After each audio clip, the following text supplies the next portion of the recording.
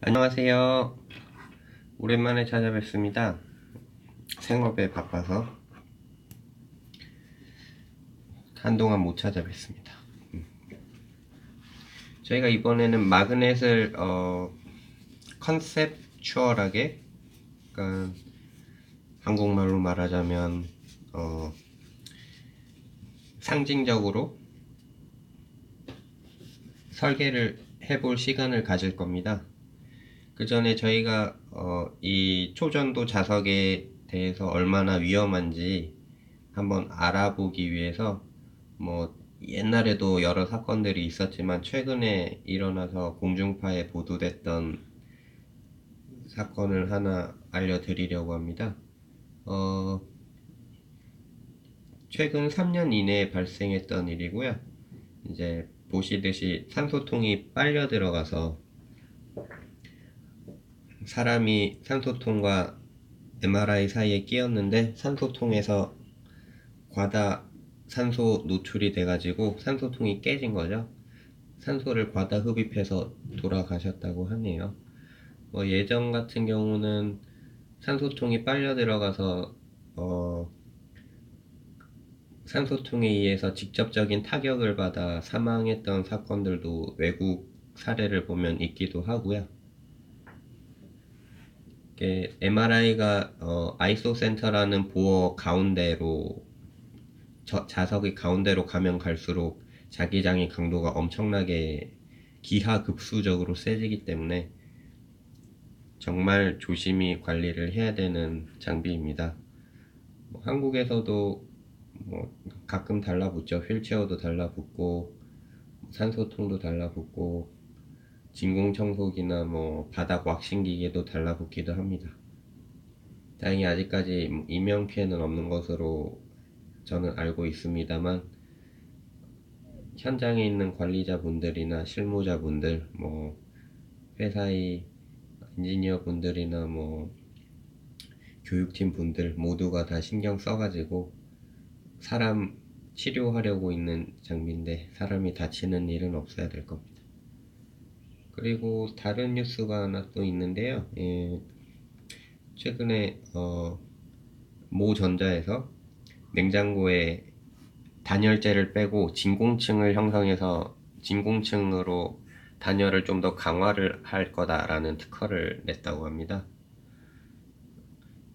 단열재라고 하면 저희가 보통 스티로폼 같은 거를 생각할 수 있는데, 우주선에 붙이는 비싼 것들도 있겠지만, 아니면 저희 겨울에 창문에 붙이는 뾱뾱이가 있죠. 그렇게 뾱뾱이나 그런 스티로폼의 단열재를 통해서 냉장고나 집안 내부와 바깥의 온도차를 최대한 줄여주는 그런 역할을 하는 단열재들입니다. 당연히 MRI 마그넷을 제작할 때도 이런 개념이 작용을 합니다. 이따 말씀드리겠지만 진공도 사용을 하고요. 진공과 더불어 붙이는 단열재도 같이 사용을 합니다. 진공만으로는 부족하니까요. 단열은 잘 되면 될수록 마그넷이 덜 데펴져서 액체 헬륨이 덜 날아갈 것이기 때문입니다. 자, 이제 저희 수업으로 돌아와서 이제 마그넷을 만드는데 필요한 부품들이 개념적으로 어떤 것들이 있을지 생각을 한번 해보려고 합니다. 당연히 초전도 니오비움 티타늄 와이어가 필요할 것이고요. MBTI 액체 헬륨도 필요할 것입니다. 그래야 도선을 액체 헬륨에 담궈서 초전도 상태로 만들 수 있기 때문이죠. 도선이 있고 액체 헬륨이 있으면 액체 헬륨과 도선을 설치할 그릇이 있어야겠죠. 그래서 도선을 설치하고 액체 헬륨을 잠기게 할 수 있는 마그넷을 만들어야 합니다. 당연히 마그넷을 만들 때 뚜껑도 만들어야겠죠. 그래야 액체 헬륨을 넣을 수 있을 테니까. 도선은 처음에 껍데기를 씌우기 전에 아우터 캐스팅이라고 하죠. 그 전에 이제 설치를 합니다. 그래서 액체 헬륨의 장기계열 마그넷의 뚜껑까지 만들고 그 액체 헬륨이 추후에 뭐 퀸치가 난다든지 자연적으로 뭐 자기장 작업 중에 기체 헬륨이 돼서 나갈 때 배기구도 필요할 것입니다. 뭐 기본적으로 한 개, 두 개, 세 개, 보통 최소 두 개에서 세 개는 필요하겠죠. 왜냐하면 하나가 막히면 다른 데로 가야 되니까. 그리고 액체 헬륨이 얼마나 있는지 알아야 저희가 헬륨을 더 넣던지 말던지 할 수 있으니까 너무 또 헬륨량이 적다면 자기장 작업을 못하거나 등등등의 사건이 발생할 수도 있습니다. 그래서 액체 헬륨 양을 측정하기 위한 센서도 있을 것이고 비상시에 뭐 아까 같이 뉴스에서 보셨듯이 산소통이 갑자기 환자에게 빨려 들어가서 환자나 사람 사이에 끼었다. 이런 정말 급박한 상황에 자기장을 인위적으로 없애줄 수 있는 퀸치를 내기 위한 내부 저항, 퀸치 전류를 외부에서 흘려보내서 내부에 있는 저항에 인가가 되면 저항에서 열이 발생하고 그 열로 인해 퀸치가 나는 겁니다.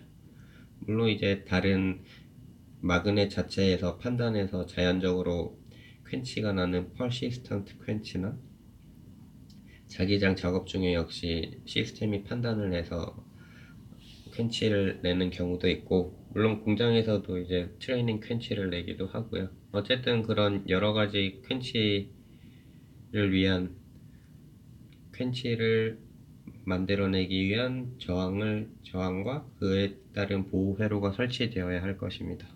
보호 회로라면 퀸치가 날 때 굉장한 원래 마그넷 내부에 있던 굉장히 많은 양의 전류가 존재를 하게 되는데 이것들이 기존에 존재하고 있던 도선들에게 피해를 주면 안 되기 때문에 기존에 줄줄 말려있는 도선들에게 피해를 주게 되면 도선이 녹아버릴 수도 있겠죠. 그래서 그런 걸 방지하기 위해 대신 맞아주는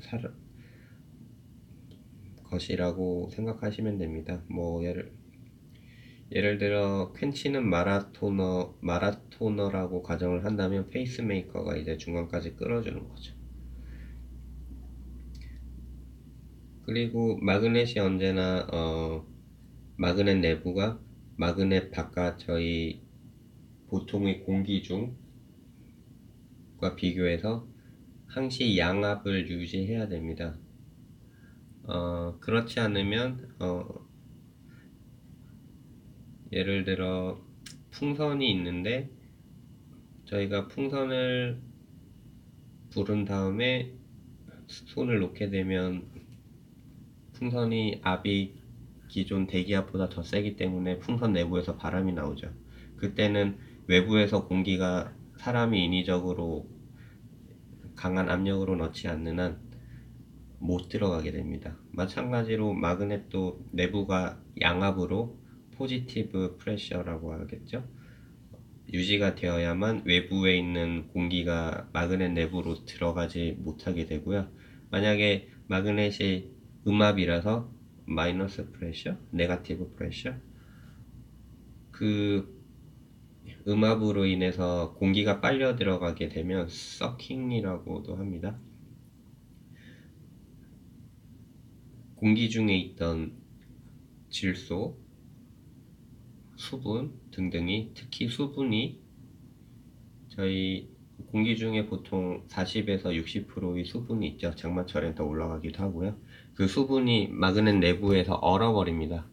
얼어버리면 이제 기존에 헬륨이 나올 수 있는 탈출구들이 차단이 되게 되죠.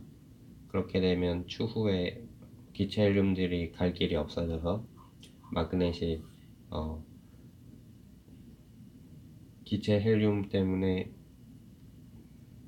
터진다거나 극단적인 경우 이런 슬픈 일들이 발생할 수 있습니다. 그래서 압력 센서를 통해서 잘 양압으로 유지되고 있는지 양압으로 유지가 되고 있지 않으면 내부의 저항을 통해서 인위적으로 양압을 발생시킨다든지 그렇게 양압을 발생시켰는데도 불구하고 계속 유지가 되지 않는다 그러면 마그넷 뚜껑이나 뭐 파이프 등에 의해서 어딘가가 새고 있다는 뜻일 수도 있기 때문에 전체적인 장비의 점검을 실시를 해야 됩니다.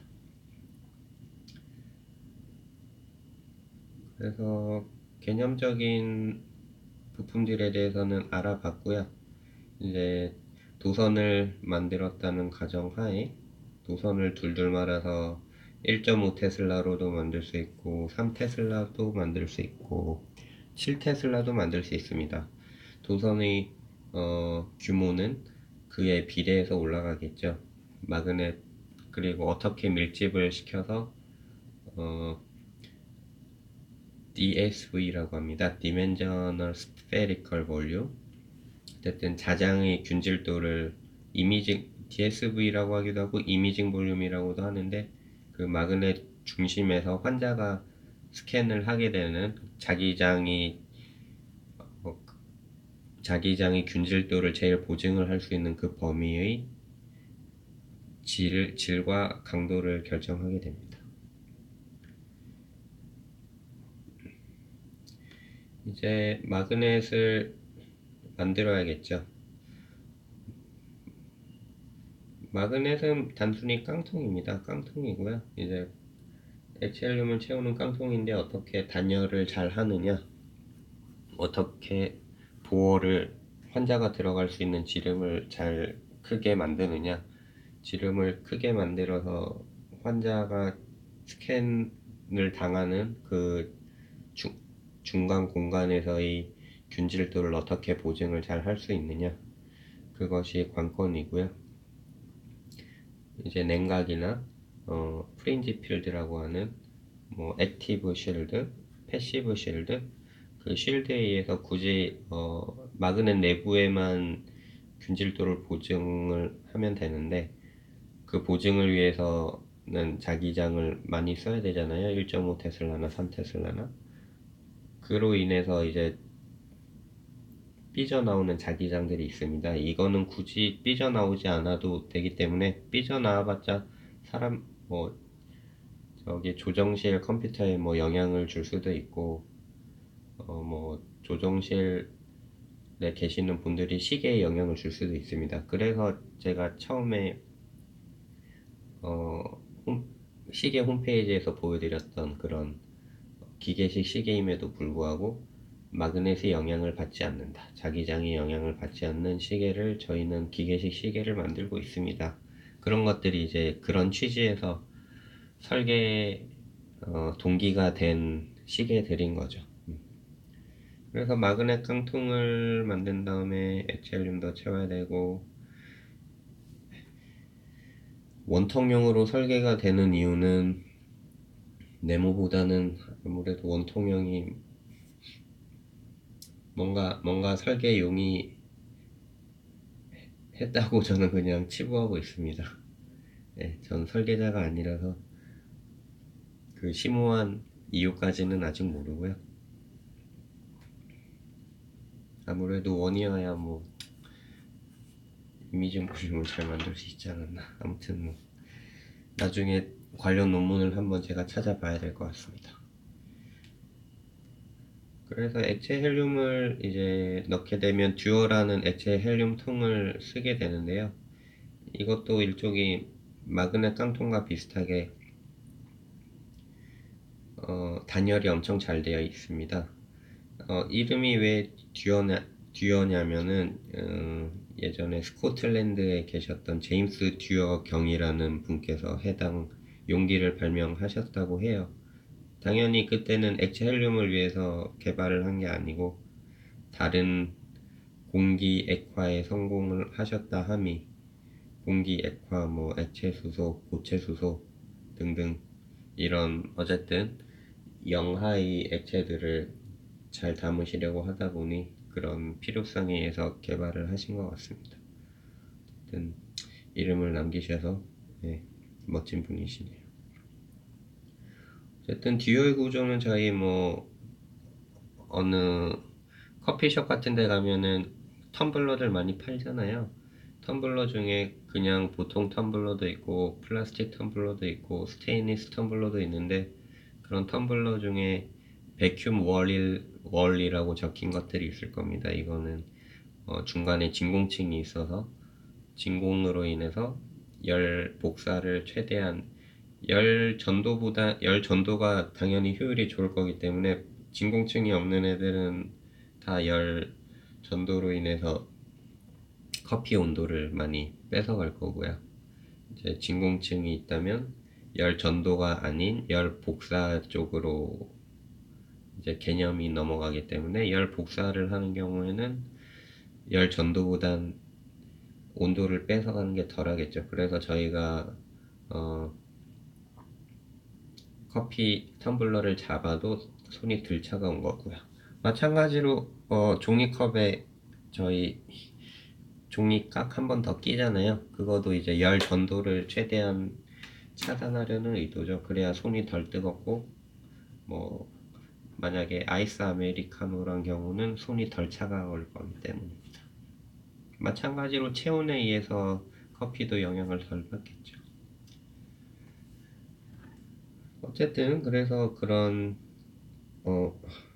열 복사 차단을 최대한 꾀합니다. 그리고 각 재질에는 열 복사 차단을 위해서 표면에 은 재질을 이용한 코팅을 했었다고 하고요. 요즘은 더욱더 우주 산업이 발달하고 있기 때문에 우주 산업에서 쓰는 그런 특수한 단열재들을 사용을 합니다. 정확한 이름은 모르겠습니다. 죄송합니다.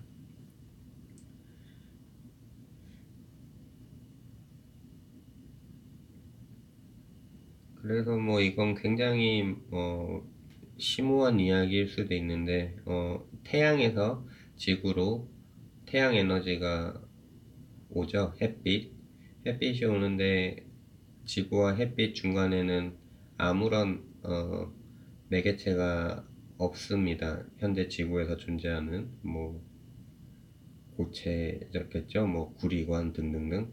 그래서 단순히 열 복사로만 해서 오게 되는데 저희가 우주 공간은 그냥 단순하게 진공이라고 우선 치부는 하고 있지만 예전에 아인슈타인이신지 어쨌든 심오한 과학자분께서는 우주에는 에테르로 채워져 있다. 어쨌든 아무튼 저희가 규정하지 못한 어떤 물질로 채워져 있긴 할 겁니다. 저희가 지금은 모르지만 근데 현재로서는 단순하게 진공으로 이제 있다고 가정을 하고 거의 98%로 현재는 태양에게서 열 복사로 인해 진공 공간을 통한 에너지를 공급받고 있습니다.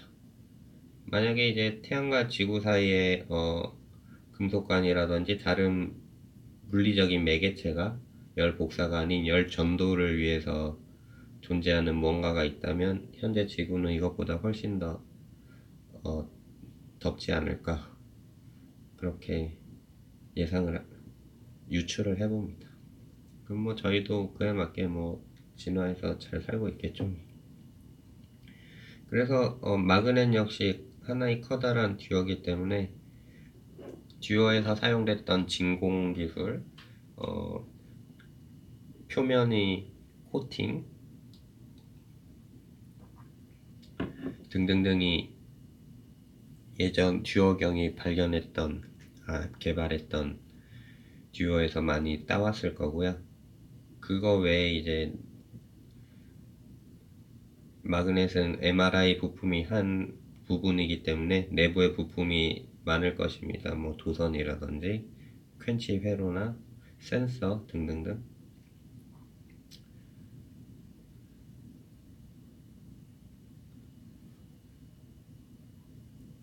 그래서 헬륨은 제가 찾아보기로는 프랑스 천문학자께서 특정 대역인 노란빛을 찾아내셨다고 합니다. 187.6 나노미터 부분에 새로운 선이 존재하는 것을 알아내셨다는데 이거는 이제 스펙트럼이겠죠. 따따따따따따. 저희 빨주노초 파란부 있잖아요. 이거는 이제 가시광선이 스펙트럼인 거고 이거는 이제 눈에 보이지 않는 영역의 새로운 선이 존재하는 것을 알아내셨다고 하네요. 분광학, 여기서도 분광학이 나오죠. 스펙트로미터. 무색이고 안정적이고 가볍습니다. 안정적이라면 안 터집니다. 그리고 색깔이 없기 때문에 냄새도 없고, 놀이공원에서 풍선이나 비행선을 띄울 때 쓰는데 예전에